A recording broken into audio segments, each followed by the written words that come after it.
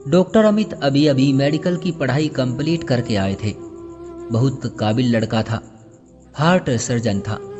उसे एक बड़े अस्पताल में जॉब मिल गई। सबके साथ मिलना जुलना हुआ। कभी भी ऐसा नहीं हुआ था कि कोई मरीज उनके हाथों से ठीक ना हुआ हो। उसके संस्कार मोतियों जैसे थे। मुस्कुराता तो लोग आहें भरते थे। संस्कार ऐसे थे कि कामयाबी उनके कदम चूम रही थी। डॉक्टर अमित के पिता का साया तो सर से बचपन में ही उठ गया था। जो माँ थी वो गवर्नमेंट जॉब करती थी, अपना खून बेचकर बेटे को पढ़ाया था। और एक बड़ी बहन थी जिसकी शादी हो चुकी थी। माँ का सपना पूरा हो गया था। बस एक सपना बाकी था, बेटे के लिए प्यारी सी दुल्हन का। माँ हर रोज अमित को शादी के लिए कहती थी, लेकिन अमित कहता था, माँ तुम क्यों जिद लगाए बैठी हो, कर लूंगा शादी भी। फिर माँ खामोश हो जाती थी। अमित की जिंदगी में क्या होने वाला था ये अमित की सोच से भी दूर था। एक दिन अमित की जिंदगी में एक परी जैसी कोई लड़की आई। इतनी खूबसूरत थी कि मानो जैसे कोई स्वर्ग से परी उतर कर आई हो। वो बीमार थी, लेकिन देखने में बिल्कुल भी बीमार नहीं लग रही थी। उसके साथ उसकी माँ, बहन और शायद उसका भाई भी था। जब उनका नंबर आया तो वो डॉक्टर अमित के पास आए। उन्होंने नमस्ते किया और बताने लगे, डॉक्टर हम पिछले 7 महीनों से इसका इलाज करवा रहे हैं, लेकिन दिन ब दिन ये कमजोर होती जा रही है। डॉक्टर अमित ने उसकी तरफ देखा। वो बेबस नजरों से अमित की तरफ देख रही थी। डॉक्टर अमित ने रिपोर्ट देखी तो दिव्या के दिल में सुराख था। और डॉक्टर ने कहा था, अगर ये 2 महीने तक ठीक ना हुआ तो ये मर सकती है। बस 2 महीने का टाइम है। इसके बाद डॉक्टर अमित ने उसका चेकअप किया, सब टेस्ट वगैरह लिख कर दिए और दिव्या को कहने लगे, देखो दिव्या, जब तक तुम ठीक नहीं होना चाहोगी कोई भी डॉक्टर तुम्हारा इलाज नहीं कर सकता। दिव्या मुश्किल से होंठ हिला सकी, आंखों में आंसू थे। बस इतना कह सकी, डॉक्टर मैं मर जाऊंगी ना। डॉक्टर अमित ने कहा, आप मेरे पास आई हैं, यकीन रखिए मैं तुम्हें ठीक करने की पूरी कोशिश करूंगा। बस अमित सब भूल गया। उसे दिव्या का चेहरा याद था, उस हसीन परी का चेहरा जो 20 साल की उम्र में मौत से लड़ रही थी। अमित ने दिव्या का इलाज करना शुरू कर दिया। दिव्या हर नए दिन के साथ जिंदगी की तरफ लौटने लगी थी। डॉक्टर अमित का जादू जैसे काम करने लगा था। वो दिव्या के दिल से बीमारी का नाम निकाल रहे थे। दिव्या के साथ साथ सब हैरान थे कि हमने इतने बड़े बड़े डॉक्टर से इलाज करवाया, फिर भी वो ठीक नहीं हुई। लेकिन डॉक्टर अमित ने तो जादू ही कर दिया। डॉक्टर अमित ने रिपोर्ट दी। दिव्या के चेहरे पर अलग सी चमक नजर आ रही थी। अमित को दिव्या से मोहब्बत होने लगी थी और दिव्या को भी। समय के साथ साथ दिव्या बिल्कुल ठीक होने लगी।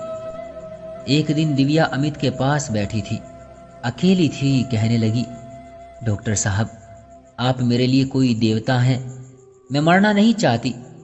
डॉक्टर अमित मुझे जीना है और आपने मुझे जिंदगी दी है, मैं आपका ये एहसान कैसे उतारूंगी। अमित ने दिव्या का हाथ पकड़ा और कहने लगा, दिव्या मुझसे शादी कर लो, तुम्हारा ये एहसान भी उतर जाएगा। दिव्या की सांस रुकने लगी। डॉक्टर आप ये क्या कह रहे हैं? अमित ने मुस्कुराते हुए कहा, हाँ दिव्या तुम मुझसे शादी करोगी। बात बड़ों तक पहुंची और रिश्ता हो गया। दिव्या अमित की हमसफर बन गई।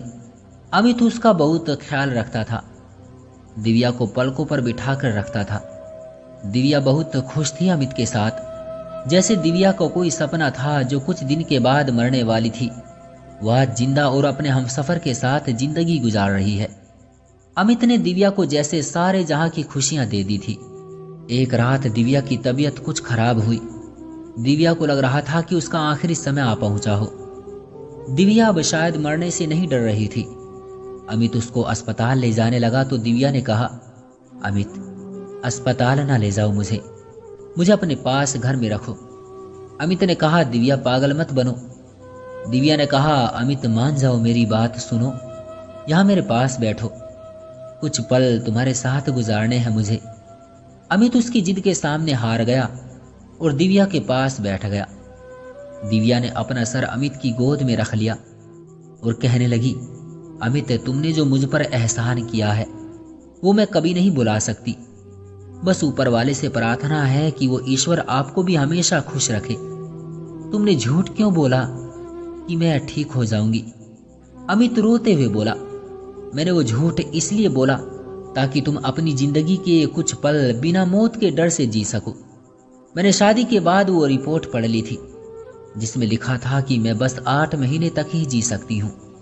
अमित, तुमको पता है मैंने इन 8 महीनों में अपनी पूरी जिंदगी जी ली है। मुझे अब ऊपर वाले से कोई शिकवा नहीं है। जो तुमने मुझे दुनिया भर की खुशियां दी हैं, पता नहीं क्यों तरस खाकर या मोहब्बत से, मुझे तुम्हारा साथ अच्छा लगता है। अमित दिव्या की आंखों में देखने लगा। आंसू पानी की तरह बह रहे थे। दिव्या ने अमित के हाथ को चूमा, कहने लगी, मेरे लिए इतना ही काफी है कि मेरे नाम के साथ तुम्हारा नाम जुड़ गया। अमित बेबसी की हालत में दिव्या को तसल्ली दे रहा था, लेकिन आज बेबस था।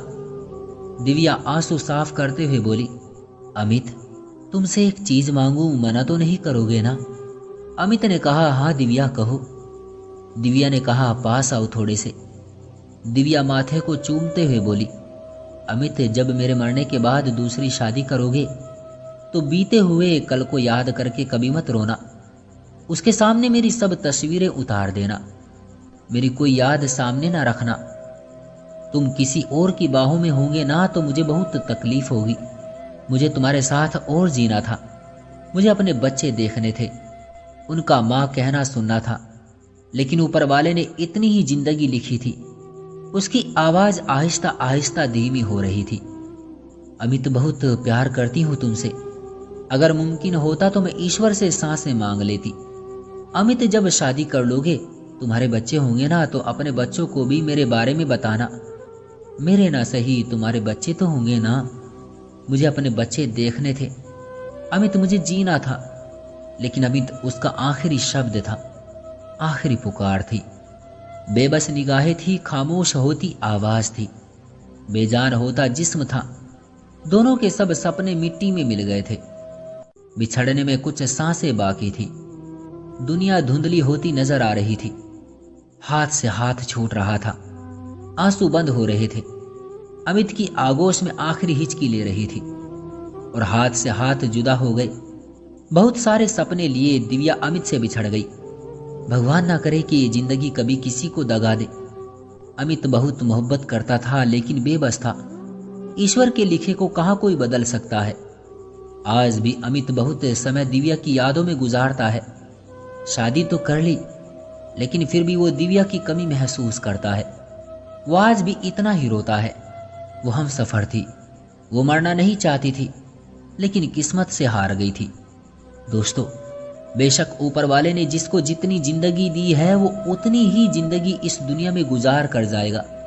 लेकिन अगर दिव्या जैसी लड़की कोई भी बीमार है और उसे कोई अमित जैसे हमसफर मिल जाए, तो वो थोड़े ही समय में अपनी पूरी जिंदगी जी लेती है। क्यों दोस्तों, आपकी क्या राय है इस कहानी के बारे में?